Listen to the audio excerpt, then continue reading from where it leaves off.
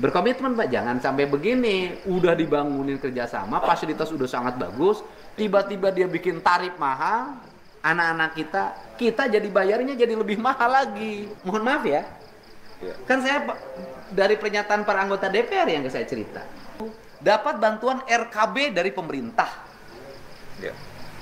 dan dapat dana BOS dari pemerintah. Betul. Tapi orang-orang miskin tetap aja nggak bisa sekolah di situ karena mahal dia mungut. Dan sekolah yang sudah 5 juta uang pangkalnya sekolah SD, SMP 10 juta yang tiap bulan bayarannya 500.000, nggak boleh lagi terima BOS dong.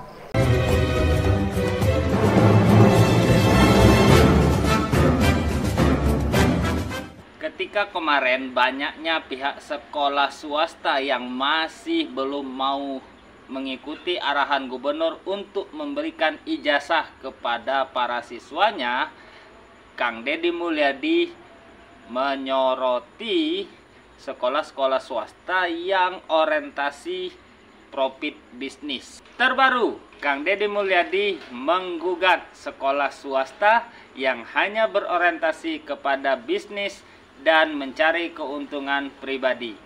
Kita simak videonya. Nah, itu juga jadi permasalahan. Nah, caranya ada Pak, pakai metodologinya sekolah swasta, pemerintah berinvestasi. Sekolah swasta? Ada sekolah swasta nih, pemerintah berinvestasi di situ.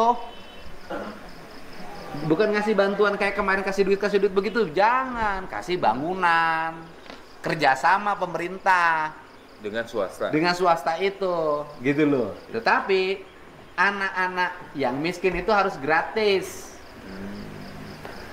Karena kita berinvestasi, nilai investasi kita, bangunan, ruang kelas baru, fasilitas, itu udah investasi. Maka sekolahnya tetap jalan, kerjasama pemerintah dengan swasta. Apa sih bedanya dengan orang BPJS di rumah sakit?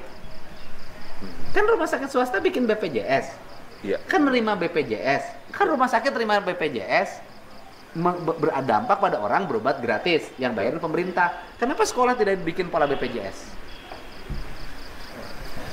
Berarti kekhawatiran sekolah swasta Pak pada saat RKB itu dibangun di negeri bisa pupus karena Bapak tadi RKB-nya dibangun di swasta. Iya.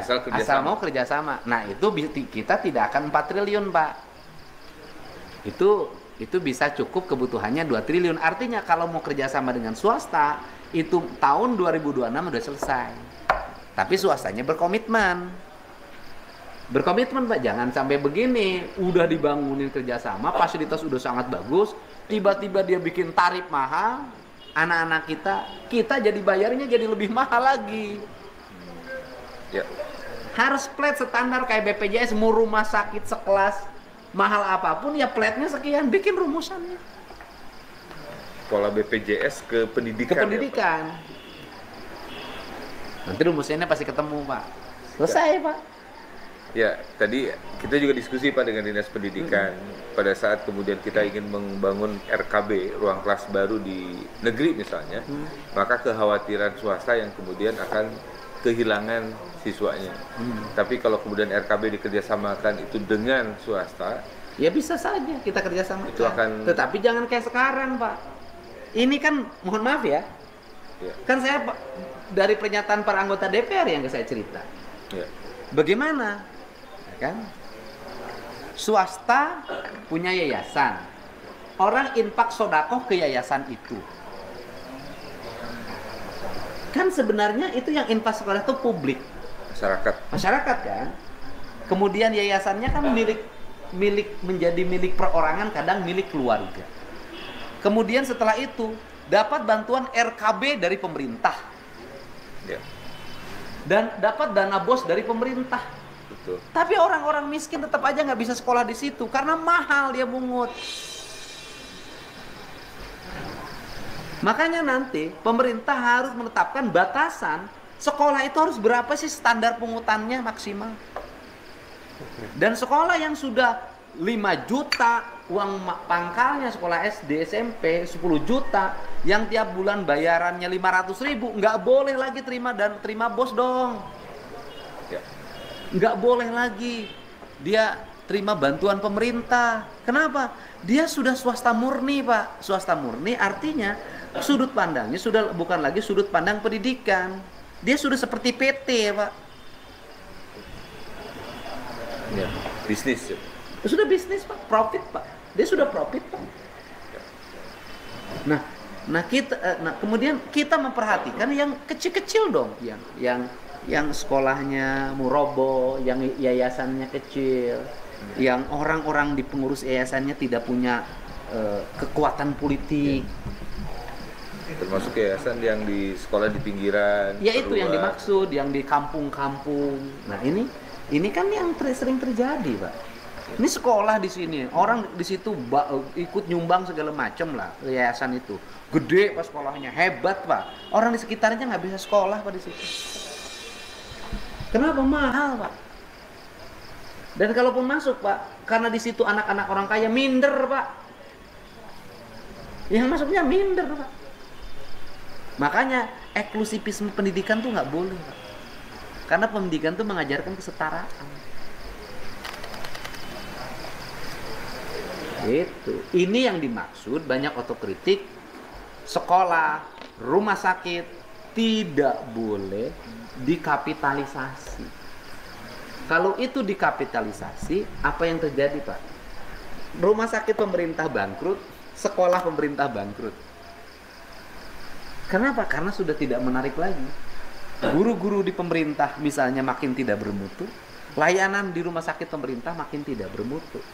Kemudian mereka yang semakin besar, dan kemudian apa yang terdampak adalah ketika rakyat sakit mereka nggak bisa layanin lagi. Ketika orang miskin sekolah mereka nggak bisa sekolah lagi.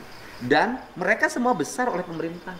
Dokter yang di rumah sakit swasta itu asalnya banyak juga yang dokter yang kerja di pemerintah. Tapi dokter yang kerja di rumah sakit pemerintahnya kadang-kadang kurang mengabdi.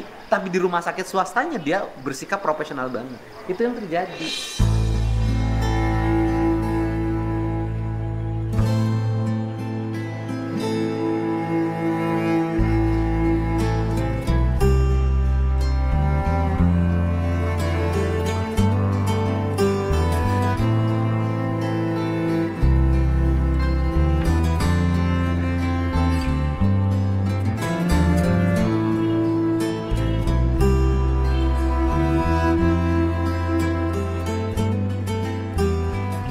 Nah, negara nggak boleh begini. Bidan, saya akan contoh Bidan. Bidan melayani dia sebagai personality bidan. Biasa saja melayani.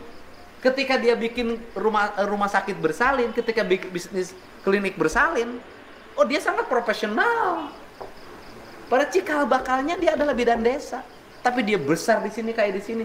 Bidan desanya sudah tidak berfungsi lagi. Dan ingat loh, di sekolah-sekolah yang yayasan-yayasan itu banyak orang statusnya ASN, bahkan sampai kepala sekolah, bahkan pemilik yayasannya ASN tapi nggak pernah kerja. Ya kerjanya di yayasannya itu.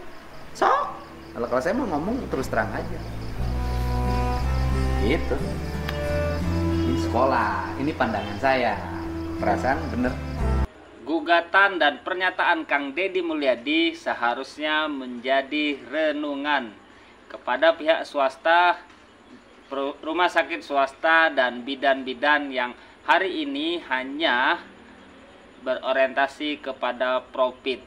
Sementara kita tahu semua bahwa tujuan didirikannya sekolah untuk mencerdaskan kehidupan bangsa, mendirikan rumah sakit untuk kesehatan para pasiennya, dan